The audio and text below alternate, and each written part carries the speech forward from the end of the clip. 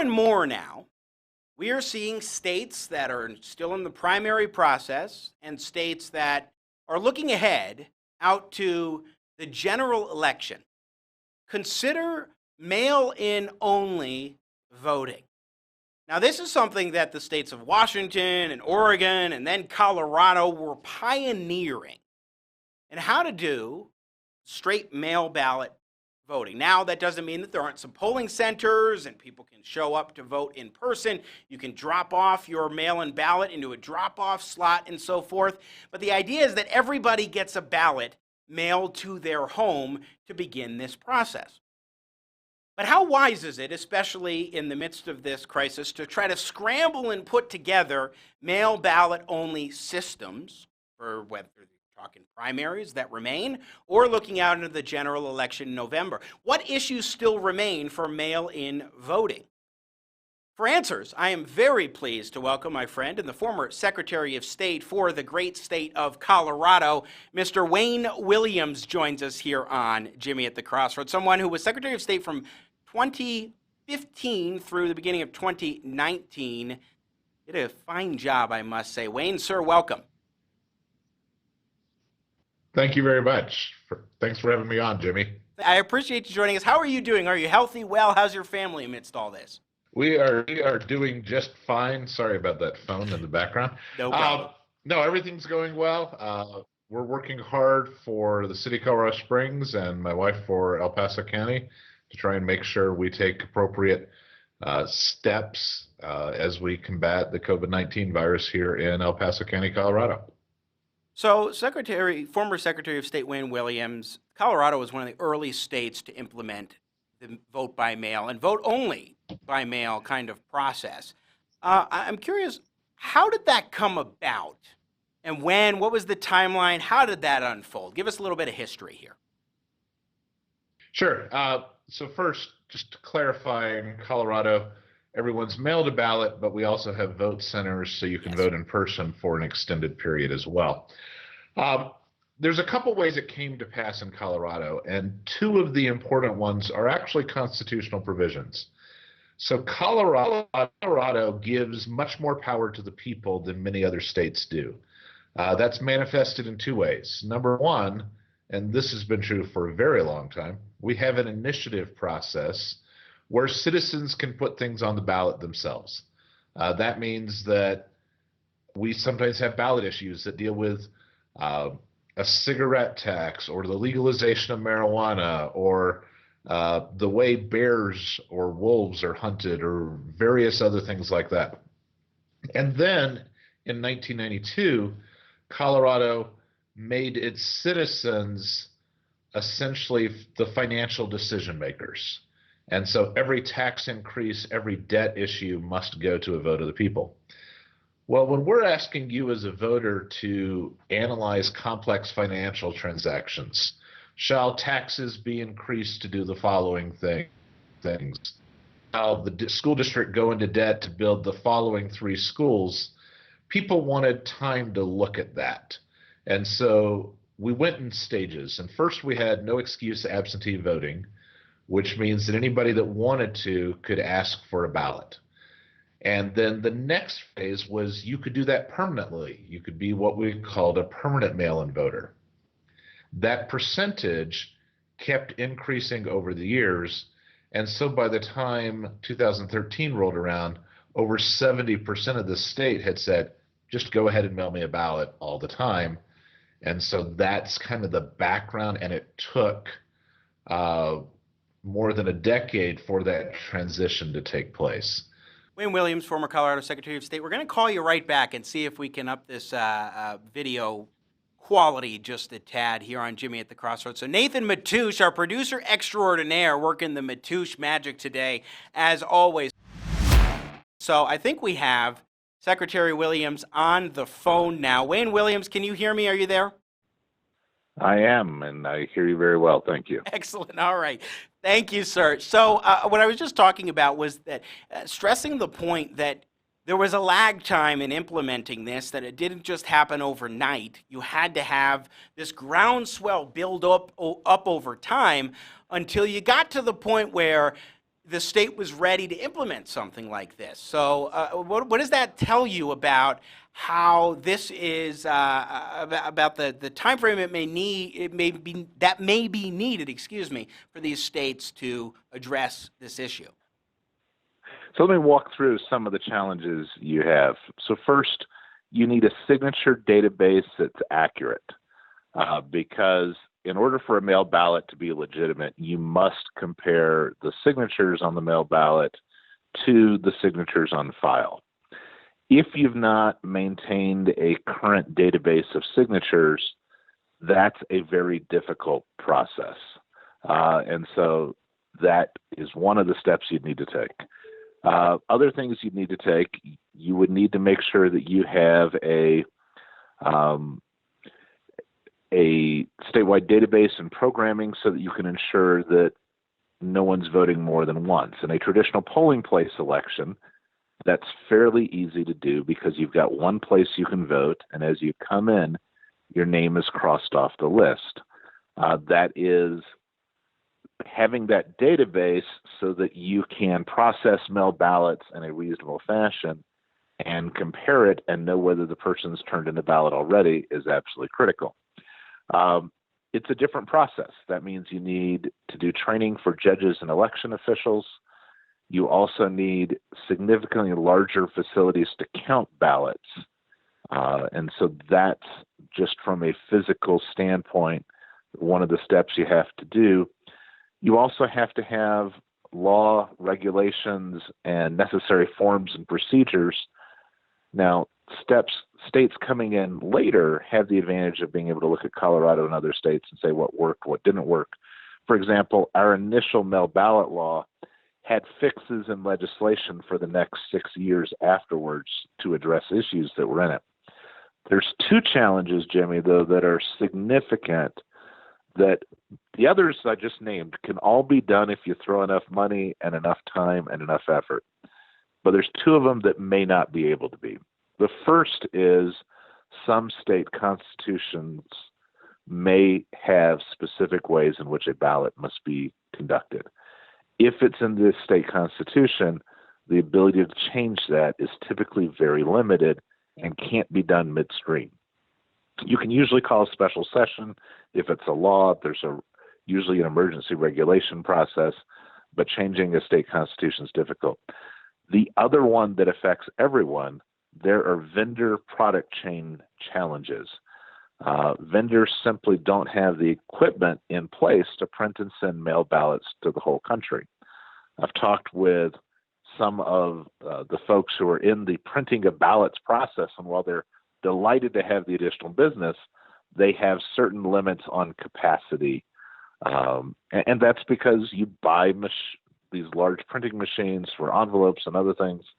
The insertion process, you've got to make sure you send the right ballot to everyone, since the ballot varies based on where you live. And so in order to accomplish that, they have sophisticated equipment, and they don't buy 8 times the equipment they need. And so there may be, and frankly there are, because I've talked to some of the printers, some supply chain issues that may cause a race to see who gets the remaining capacity. And states that don't act quickly may not have a vendor that can actually do what needs to be done in time for the November election. That's less of an issue with a primary, although you have less lead time because the primaries are staggered at various times. But a general election in which every single state in the nation is voting at the same time makes it challenging if you're trying to mail out several 100 million ballots at the same time. Now, you could adjust some of that by staggering times, and some states could say, we're going to close our process earlier and allow the ballots to be printed a month or two in advance. But a lot of times, ballot certifications in various states don't work that way. So those are some of the challenges that you have with respect to trying to immediately move everyone in the country to a process that Colorado did over more than a decade. Yeah, that's As I'm hearing you explain all the things that we went through here in Colorado, former Secretary of State Wim Williams, to implement this and to even bring about the possibility for it, I don't see how practical it is for most states to be able to move full speed ahead with this. I mean, could they look at, or should they maybe look at more of a hybrid system to try to get as much mail balloting as they possibly can, particularly to those who are older, may have pre-existing health issues, those kinds of things? Or is that a big challenge in and of itself to try to micro-target more particular voters who may be more at risk of contracting this virus if they're out in public trying to vote? So, Jimmy, a number of states already have no excuse absentee balloting. That's true for most of the West. Interesting point. Even under, a few years ago, before California made the changes it's making, California still had more mail ballot voters than Colorado, even though we were an all-mail state in terms of everyone getting sent a ballot, because more people had opted in for mail ballots. In California, they got a bigger universe. So making it so that those states that have really tight restrictions on absentee ballots, making it so that they can move to more of a no excuse absentee balloting is absolutely appropriate. And you've got to have processes in place to handle that, but that's an easier move than trying to mail everyone in the state a ballot. And particularly for states that have really tight restrictions on it, recognizing that individuals who are at risk may be totally healthy now, but it's not appropriate for someone it's not appropriate for the state to require someone who's 75 to come just because they're not sick now. And so having a process for that individual to be able to cast their ballot via a secure process that's verified, that's audited, that has all of the checks in place is absolutely appropriate. What are you noticing still at this point, Wayne Williams, again, former Colorado Secretary of State, our guest here on Jimmy at the Crossroads? What are you noticing that is still outstanding as far as issues that need to be resolved for mail-in balloting from a system like Colorado has implemented?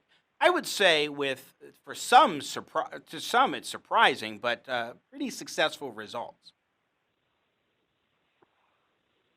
So you're asking what Colorado still needs to do? Yeah, Colorado and states that have vote by mail, are there any issues that still need to be mitigated? Other than, maybe replacing the Secretary of State, but I didn't say that. There are some minor things that need to be done. And let me outline two of those. We did have one of the fixes proposed with respect to the all-mail system in Colorado. There are some individuals who, because of the situation in the home, do not want a ballot mailed to them because of the fear of coercion, either from home, from colleagues, from various other sources.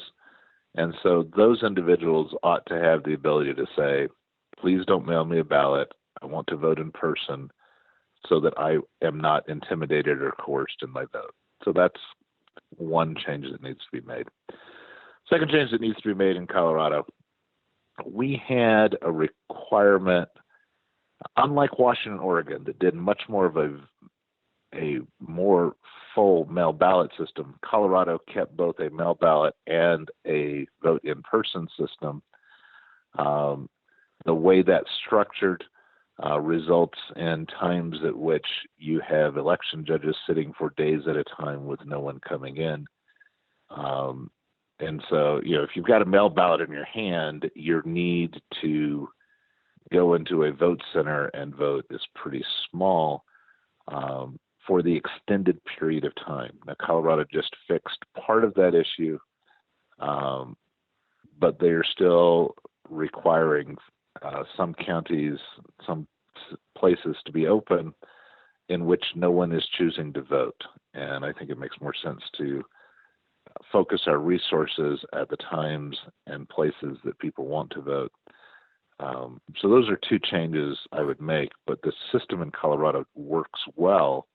We have that database. We check every single signature to make sure it matches the signature on file. We have a process for cure. If it doesn't, it's a good system. When I was clerk and recorder in the state's largest county, my daughter got a letter sent to her by me telling her that her signature did not match. So that process works. When she had gotten her driver's license, she was very proud, and it has all of the letters. And by the time she was a college student, it was a scrawl. And so you have to have that database that you use to check signatures. Otherwise, you don't have a valid election. So former Colorado Secretary of State William Williams, one thing when I'm watching this discussion go on around the country about the urgency of shifting to mail-in ballots, I worry that in the speed of it all, that the integrity of the election can be lost if there are states that say, we just need to do this. And so that's a big concern for me. There was a lot of legwork done to make this happen and possible in Colorado. And even then, as you're describing, there is still a little bit of, there's still some issues remaining. So what advice would you give to those states that are looking at this seriously, given the climate? And then also, if you could mix into that, because we're about out of time, I'm curious, amidst all the social distancing rules and coronavirus and so forth, your thoughts on the idea of mobile voting as well on your phone. So first, if you're a state that's looking at it, you're really trying to make sure that people have the opportunity to vote safely, but you've also got to make sure that the election has integrity. Looking at adding risk-limiting audits, looking at the processes you have in place to ensure that the people who are voting are legitimately able to do so. And so for some states, that may mean more of an incremental approach, targeting those individuals who really need to be more cautious with respect to their interactions with other people. Jimmy, it's also an issue, by the way, not just with the voters. Many of our wonderful election judges are senior citizens. And so that means you got to make sure they're protected in the process as well. And so it's not just the voters, it's also all of the wonderful precinct workers across this country that you've got to figure out how to protect. So with respect to mobile voting, if you're talking about doing it on an electronic device, we have not yet created anything that is unhackable. And I am very wary of anything that does not have a voter verifiable paper record. That is the gold standard in integrity. If you do not have an ability to actually have a printout from that, there is a risk. And we've seen that, right? It's not just, the little mom and pop shop that gets hacked. There are large corporations across the country who are periodically sending out announcements and notices that, hey, our system has been compromised. To think that you can stand up something in a couple months that could withstand the hackers that are out there. And we're not just talking about people trying to make some money. We're talking about nation states that in some cases may take specific adverse actions to impact the integrity of American elections. That means you can't move at the present time to a mobile app system. Banks allow a certain amount of fraud. They plan for it, just like a retailer plans on a certain amount of loss. But you can't have that in elections. You have elections decided by a single vote. We've had those here in Colorado. Our current governor was elected to his first statewide office by somewhere less than, I think it was either just under or just over 100 votes. So in a state. And so every vote does matter. You got to make sure that you have a process that is fair, accurate, that allows people to vote, but also protects the integrity of the election. All right, Wayne Williams, former Secretary of State for Colorado. Always great to talk with you, my friend. Thanks so much for sharing your insights today on Jimmy at the Crossroads. And stay well, stay healthy, and my best to you and your family. You as well, sir. Thanks. Sorry about the video issues. We'll try to do better next time, my friend. Hey, See ya. that's what happens sometimes when you're talking live streaming. Thanks again to Wayne Williams, Bye. Secretary of State, formerly for Colorado. We're going to take a break. When we